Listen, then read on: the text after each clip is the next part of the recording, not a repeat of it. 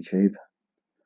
I noticed the Atwood character has done a bit of content on the Psychopath test with somebody called John Abbott. Never heard of John Abbott.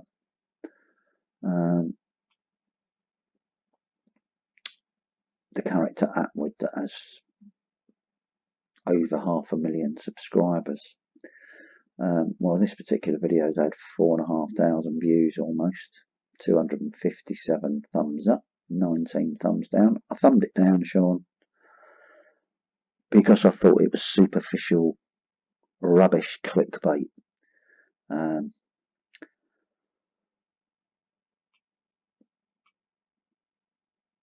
But the comment sections are always quite interesting on any post on the internet about psychopaths, because pretty much a lot of the comments you see on every single post.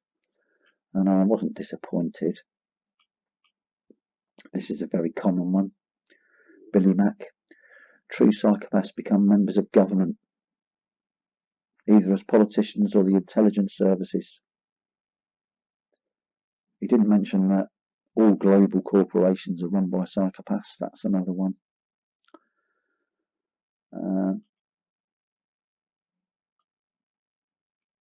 Can't find any info about this guy online. Well, no, probably not.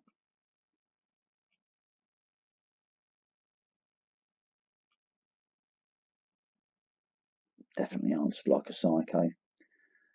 There's a lot of people on the internet who aren't qualified in any way, shape or form, but they can spot a psycho on the internet.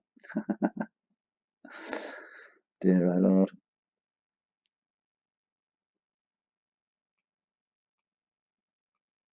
All these internet detectives, eh? Have you read Dr. Hare's book? I've read a few books, but not that one. I've read The Psychopath Test by John Ronson. I knew it. I knew he was going to say that one. May as well, Hugh Jones. There's a little bit in the Psychopath Test. I always get his name wrong. John Ronson, Ron Johnson. John Ronson. There's a little bit in that book about a guy who gets sentenced to prison, and he's told that you can play the system and get a cushy number by feigning mental health condition. So he'd never been in jail before, this kid, so he thought he'd get an easy ride and feign a mental health condition.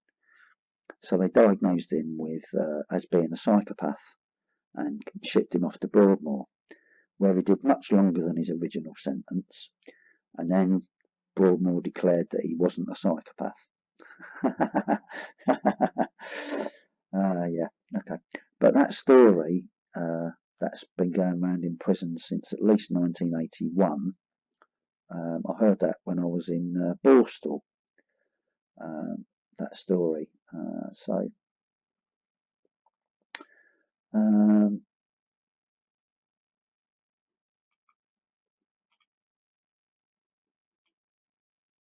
Psychopaths won't admit to this diagnosis, says Wasaga Bound, or acknowledge the science behind psychopathy.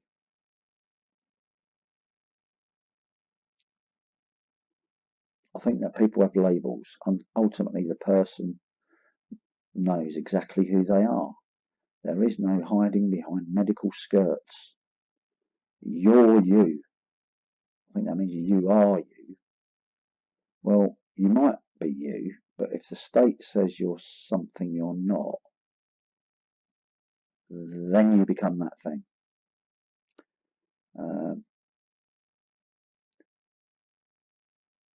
Yeah, doesn't matter what you say. If they say you're a psychopath, but you're not a psychopath, to all intents and purposes, you are a psychopath. Okay, so let's go back to the first comment. Psychopaths won't admit to this diagnosis or acknowledge the science behind psychopathy. Well, let's acknowledge the science behind psychopathy. There is none.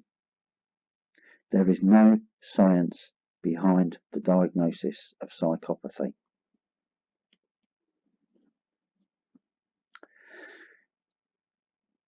If somebody can post some science, I mean genuine science, behind the diagnosis of psychopathy, I'll be grateful to get it and I'll read it. We can talk about the science behind any mental health condition. We can talk about the science behind psychiatry itself. There is no science. There are no biological or medical tests to confirm any psychiatric diagnosis. None. And yet we put a lot of faith in psychiatrists. They could just be making it up, couldn't they?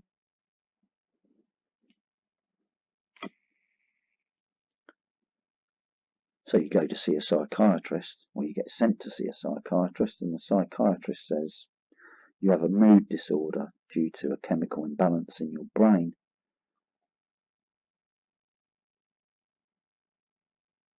Where's the medical test for that? A chemical imbalance. Surely there must be a medical test. No, there is no medical test. There's no medical test for any psychiatric diagnosis. So the psychiatrist will prescribe you some psychiatric medication.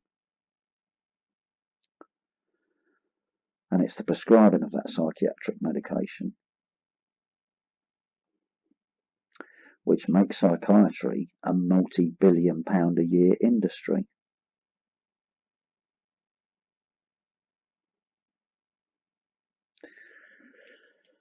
Of course, the British government would never falsely diagnose somebody to get some more control or authority over their life. That just wouldn't happen in a civilized country at all.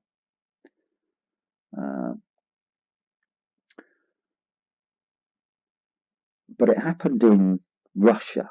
The Russians have done it. The Russians have done it with some political dissidents that they didn't like, who were causing a lot of problems. They came up with a psychiatric diagnosis called slow burn psychopathy. It didn't mean that the person was a psychopath at that particular moment in time, but they had a mental health diagnosis where it was slow burning. And so at some point in the future, that person could become a danger to the general public.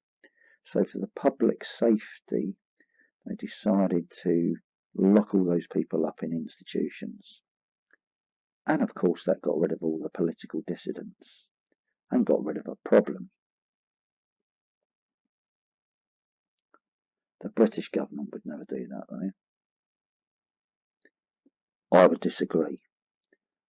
The British government would do that, and it has done that. And you don't know about it. That's a truth for you. There are people at the Royal College of Psychiatrists who would agree with my view. That's exactly what the British government has done. I'm not going to talk about it in this video because I'm already done 8.5 minutes. And I know people won't watch that, but I'm going to post some evidence that I am a psychopath. And of course you'll believe it. You won't believe that I'm a survivor of childhood sexual abuse. Nobody has anything to say about that. Not really. I certainly don't get the support Mike Tarrager gets. But then again, I wasn't supported by Anna Breeze and John Wedger, people I believe are involved in a cover-up of VIP child sexual abuse. And of course, when I posted some evidence recently that I'm not a sex offender, because people like Bill Maloney and John Wedger and Brian Harvey for the last 7 years have been spreading rumours that I'm a sex offender. When I posted proof that I wasn't, nobody had anything to say about that either.